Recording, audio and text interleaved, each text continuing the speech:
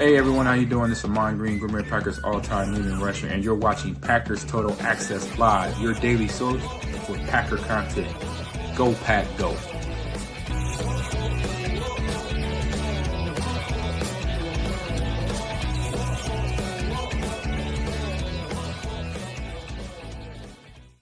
What's up, guys? Welcome into Packers Total Access. My name is Clayton. You can check us out on packernet.com. Find me on Twitter at Packers_access. I just want to give you guys a quick episode here in the late morning here in Eastern Standard Time. I guess it's still morning on Lombardi's time, also known as God's time up there in the great Midwest. And we're going to talk a little Stephen A. Smith reaction to the Micah Parsons trade. You guys know Stephen A. Smith, really, really good friends with Jerry Jones. And of course, Stephen A. Smith, also a self-proclaimed, I think he's backed it up pretty well, cowboy hater. So you're probably going to get an opinion that's a little bit biased in that regard. He loves poking fans or poking fun at Cowboys fans. However, I think he makes a lot of sense. He was a lot calmer in this reaction to the Micah Parsons trade than I expected him to be. So we'll get that. We'll give you a little bit of insight, a couple statistics on how this pass rush may improve for the Green Bay Packers. And and just kind of give you, like I said, Stephen A. Smith's take. But before we do, if you guys would do that YouTube stuff for me, hit like, hit subscribe. If this is your first time tuning into PTA, welcome. Thank you for making us part of your morning.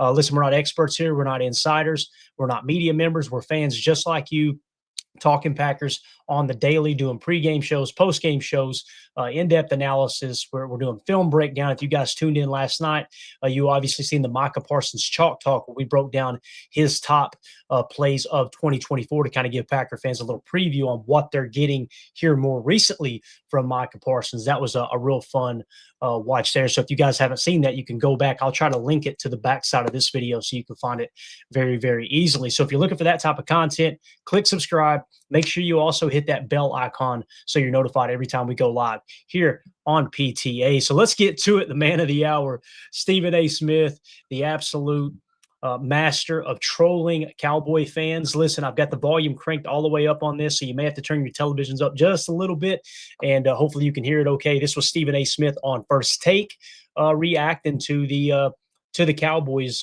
trading Micah Parsons to the Green Bay Packers. All I did in the tweet was I said, Stephen A. Smith raking Jerry Jones over the coals for the Micah Parsons trade. How do Cowboy fans hear 99% of the trade coverage saying they got fleeced, but are still somehow convinced they won this trade? So let's go ahead and play the audio. I'll probably pause in between and kind of give my take on what he's got to say here. Here we go. Are you surprised this happened? He also heard me face to face telling him I don't believe him, not for 1 second. And certainly that ended up being the case, because this is what it is. This is a disaster for Jerry Jones. This is a bad, bad situation. And I think this is something that's going to taint whatever legacy he hoped to have, because this is not a football decision. He can slice it any way he wants to. Micah Parsons is a superstar caliber player in the National Football League. You traded him for 2 late first-round picks. That's late. The Green Bay Packers haven't had a top 10 pick since 2009. They're usually in contention. This is going to be a low first-round pick. You made them younger.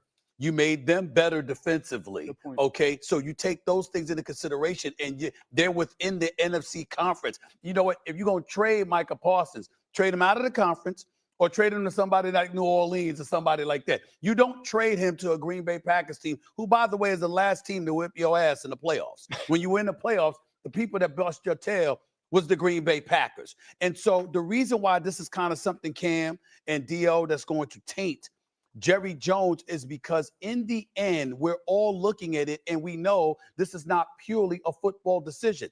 2 first-round picks and Kenny Clark, a defensive tackle who had a down year last year, does not equate to a superstar at age 26 that is Micah Parsons. By the way, Clark is 3 years older. It doesn't equate to that.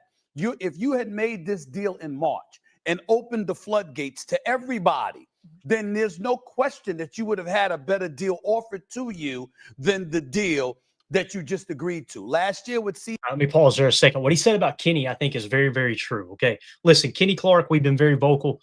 Kenny's a great person, a great leader in the locker room. I feel like the Packers, that was a great draft pick. That was money well spent up till the last contract extension. And the reason I disagreed with the contract extension, I had already started doing started doing the show here, the podcast on the daily, when we signed him to that extension, I was like, man, it kind of seems like he's on the decline. I always give credit to Ryan Schlip, Pack Daddy over at Packernet Podcast, where you can find this show in podcast form. I always give him credit because he's the one who pointed it out the first time I heard on his podcast. I'm like, really? Has Kenny been playing that bad? And you go and look at it and you really dive into the tape a touch, and it matches up with what the PFF grades were showing, what the run stop ratio is showing. Like, man, Kenny has not played as well as he did under Mike Pettin as the defensive coordinator, right? And so this lasted through Joe Barry, and then last year, of course, he had the foot injury. You take all those things into consideration. You go, okay, his best football is behind him. I know he's turning 30 this year, and some would say, Clayton, you can play till you're 32, 33. That may be the case, but Kenny came in the league, if I remember correctly, he had just turned 20 years old. So, it's easy to just look at the age and say, oh, yeah, he's still good. He's still got a few years left. But you really got to look at the mileage, right? You got to look at the mileage that are on the tires, they're on the tread. When you look at Kenny Clark, he's a 10-year vet essentially, right? So, some people, they see 30 and they think you got a few years left. That's because you came in the league when you were 23. So you've only got 7 years of wear on that. So it's not the dog Kenny. I think Kenny was a good player. I think at his peak, he was a great player, but he hasn't been a great player for the last 4 to 6 years. So with that being said, when you go to deal Kenny from the Packers perspective, it makes all the sense in the world.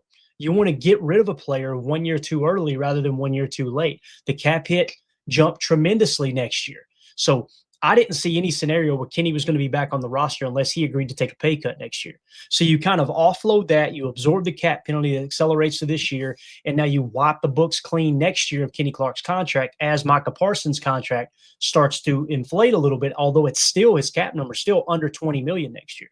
So it's a nice little trade-off, in my opinion. And I understand you look at Kenny in the middle, okay, who's going to play defensive tackle? They like what Carl Brooks has shown. He had another great preseason. I think that's who they're going to try at 1 tech with Devontae Wyatt at 3 tech. So that kind of makes sense. Hey, let's see what we got in Carl Brooks. You also got an option to potentially kick LVN inside from time to time if you want to try Devontae Wyatt at 1 tech in your nickel 4-2-5 and go that route as well. So it's just a lot of different things that come into factor here when it comes to Kenny Clark being a part of this package. And it makes a lot of sense. It really does. And you know what? That bolsters Jerry Jones's, interest in the trade. Say, all right, we can get us a run stop and defensive tackle here, right? So I think that's something that kind of set the trade over the edge. However, when you look at it from the Packers' perspective, boy, 2 firsts and a guy you're getting rid of next year anyway for a top 3, definitely a top 5 pass rusher in the league. I mean, that's a heck of a deal. And that's why, when you hear people like myself, like Tim, other folks, other Packer fans that are like, there's no way I'm giving up 3 firsts and Rashawn Gary for Micah Parsons. Well, how about 2 firsts and Kenny Clark? I didn't look at Kenny Clark as extra compensation. I looked at Kenny Clark like, whoa, you can actually make this deal go through, make it more appealing to the Cowboys, and you put yourself in a position where you can offload that contract, and you are getting some kind of compensation in return. Because I don't think many teams would have traded much for Kenny Clark next year, being 30 years old and coming off one of his worst years, right? So anyway, let's continue here with Stephen A. Smith talking about the trade. CeeDee Lamb, when you waited till August to sign him, you cost yourself like $64 million. $64 million in space that you could have utilized to get additional talent on the squad. So you wait. Perfect example. When we're talking about modeling rosters, when we say modeling rosters, we're talking about planning out the next 3 to 5 years of your roster. Last year, when these 3 contracts came on the radar for the Cowboys, Dak Prescott, CeeDee Lamb, and Micah Parsons. If you listen to the show, I said I would do it in this order. If you think Dak is the guy, Dak goes first, then Micah Parsons. And I wouldn't even think about extending CeeDee Lamb until you get yourself in Super Bowl contention, right? And what I mean by that is wide receiver is the last piece you put in place. Bill Walsh 101, he always said wide receiver is the last piece you put in place for a championship.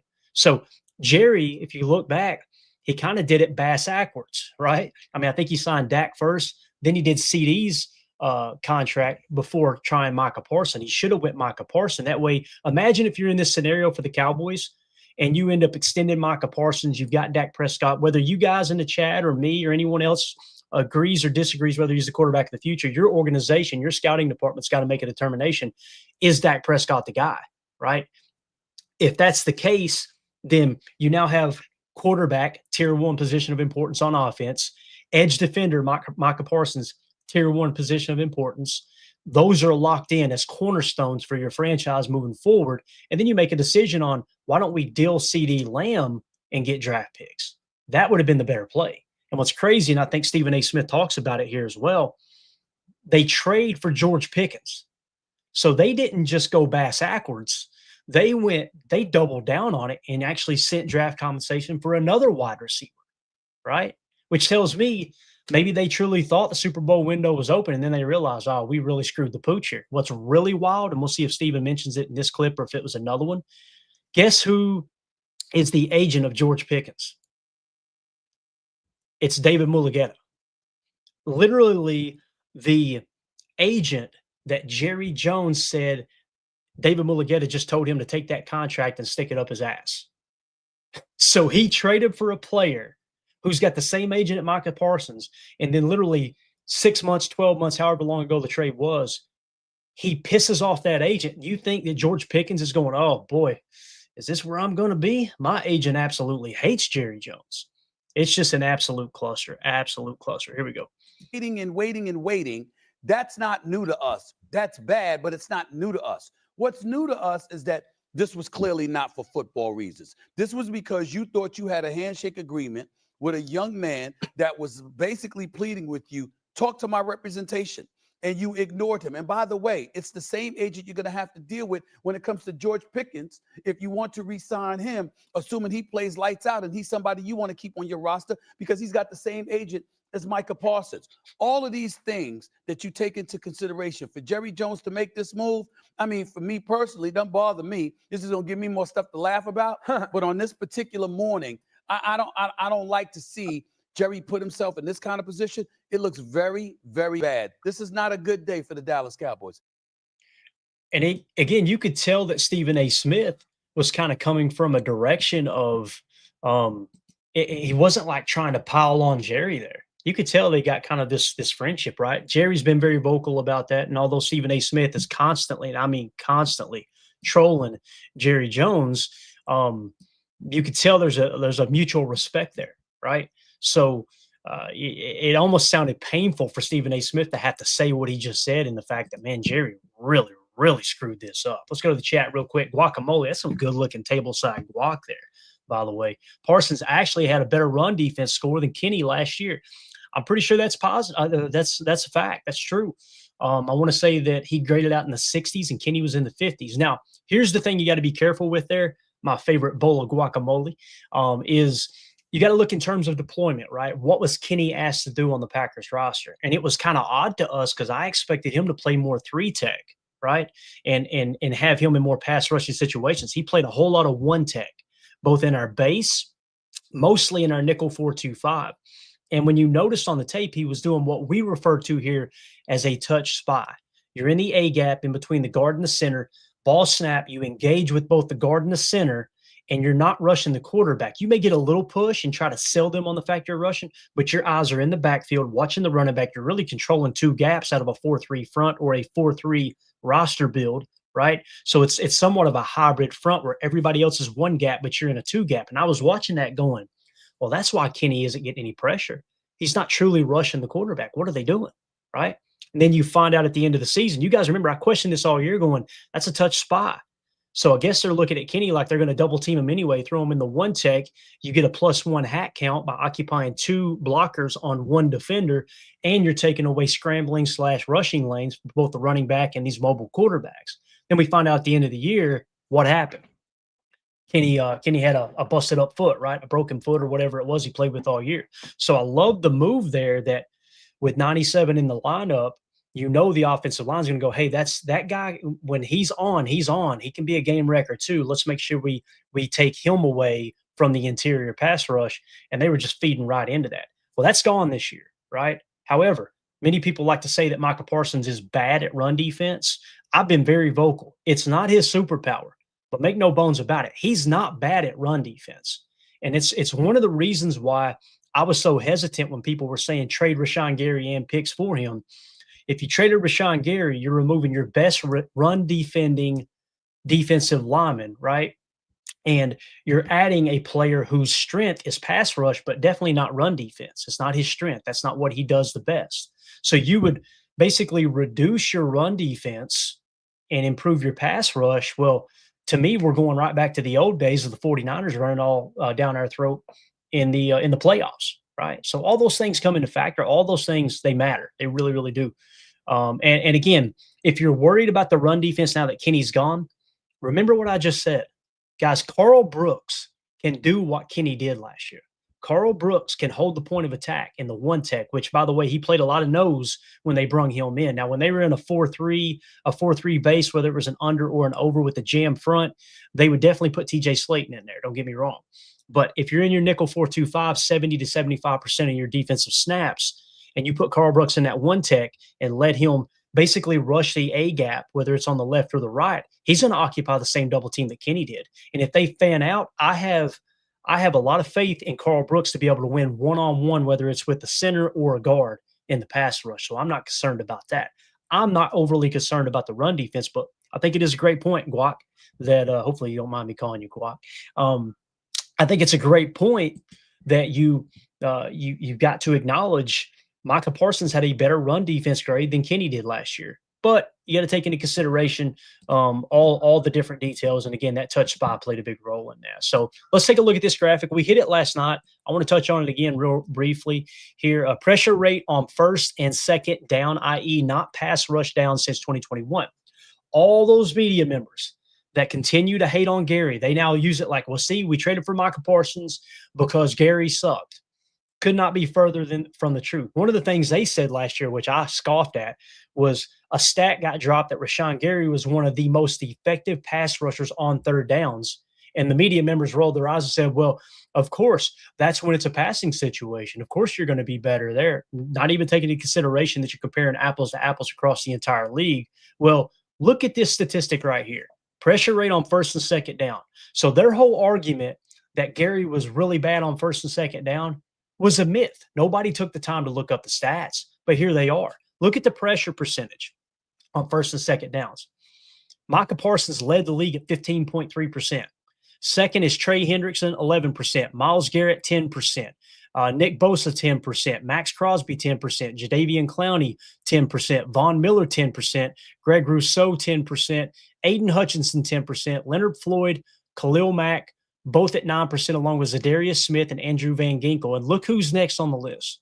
9.7% tied with Andrew Van Ginkel in pressure rate on first and second downs. I wish I'd have looked this up last year when they were running victory laps saying that Gary was a bad football player on first and second down against the pass rush. Because, guys, the reality is he is, what is that, 2, 4, 6, 8, 10, 12, 13, probably about 14th in the league. Go look at his cap hit comparison last year compared to every other edge defender in the league and tell me if that's not good value on first and second down, even removing one of his strengths of rushing the quarterback on third down. Also, him leading all edge defenders in run stop ratio last year as well. So you couple the best first and second down pass rusher in the entire league at 15% in Micah Parsons with roughly the 14th or 15th best in Rashawn Gary, who's also the best run stopper. Things are about to get good. And again, I'm going to say this every time. This doesn't mean it's a slam dunk. Packers, we're going to play a Dan Orlovsky audio here in just a second. I disagree with Dan on this take, and I'm going to explain why afterwards. But I'm simply saying you were set up front to be very effective, and injuries are going to happen. If one of these two guys go down with an injury for 3 to 5 weeks, whatever, just, throw a random number out there. Micah goes down.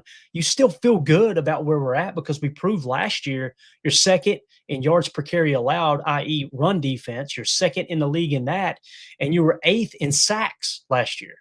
So if one of these guys go down, it's not the end of the world. It's kind of like having Malik Willis as your backup quarterback. If Jordan Love gets banged up and has to miss a little bit of time, well, guess what? You know Malik Willis can win you ball games.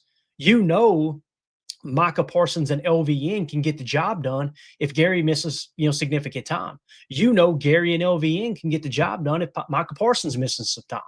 And that's why I think they're going to look at this pass rush from a rotational standpoint and be like, you know what? We can still do a heavy rotation because that's going to keep Micah healthy. That's going to keep Gary healthy. LVN's a young whippersnapper. Put him out there and just turn him loose. Kick him inside from time to time and let him continue to refine his game, because many people tried to paint this picture that LVN was so bad. You look at the second half of the season, he was flirting with 15% pressure rate. He was really, really stepping into his own, playing with a broken thumb where he couldn't use his hands either, and they had to kind of lock him down on one side and not take advantage of some of the mismatches, if you will. So I thought that was a pretty cool graphic there. Let's go to this Dan Orlovsky clip real quick. I was going to save it for later, but we'll go ahead and put it up. You know what? How fitting. Let's throw a little LVN shot up here. So this is Dan Orlovsky on Get Up, okay? And he was talking about the Micah Parsons trade as well. Let's hit it now. I want to get everybody's take in the chat on this as well. Here we go. So there's been so much conversation here, Dan, about the Cowboys and being willing to part with him and all the rest of that. That's the soap opera. Now let's get to on the field. You have Jordan Love. You have this receiving core. They drafted the rookie in the first round. They should be in the NFC Championship game. Could you expand on that thought? This team should go to the NFC Championship game at worst. They should win the division. They should be the division favorites, and they're the team that now is most equipped to beat the Philadelphia Eagles. They have the best edge rush duo in the NFC now. When you take Micah Parsons, the best edge rush duo in the entire NFC, says Dan Orlovsky, who is one of the 6 or 7 game wreckers, and you pair him with a player like Rashawn Gary, who is a fantastic edge rusher. They got a graphic on the screen right now, by the way, that says ESPN Analytics best chances to win the NFC. The Eagles at 20%, Lions at 14%, the Packers, Niners, Commanders, and Rams are all at 9%. So you tied for third as it sits right now, although FanDuel actually has the Packers as favorites to win the North now. Problem for offenses. And then you add in Edgerrin Cooper, who's their young linebacker, who's a superstar. The flaw of this team in Green Bay were their corners. The best way to help corners is get to the quarterback quicker. And so we're talking about a defense now that is loaded, that was getting under Jeff Hafley, their defense coordinator, better as the season went on, and an offense that has got a ton of weapons. And I would say this, Matt LaFleur, if I was Matt LaFleur, I would go into Jordan Love today and be like, we are going to be the most aggressive offense in the NFL. Because if you give the ball away, we'll get it back. You are so talented that we are just going to be ultra aggressive. And now this team is absolutely loaded with the. That's where I disagree with Dan, and I'm going to explain why. This is what's wrong with the sports media. And listen, Dan Orlovsky's forgot more about football than I'll ever know, right? And people like to make fun of him for being a backup quarterback that ran out of the back of the end zone. I got you. That's all fun. But I don't want to sit here and pretend like I know football better than Dan Orlovsky. However, if you go into this year with the mindset of, okay, we just picked up one player, right, in Micah Parsons, and he's a great player. Now we can be careless with the football and offense. You are going to be really, really disappointed with the outcome at the end of the year. There's no doubt in my mind. You've got to win the turnover differential. That was the thing that held us back last year.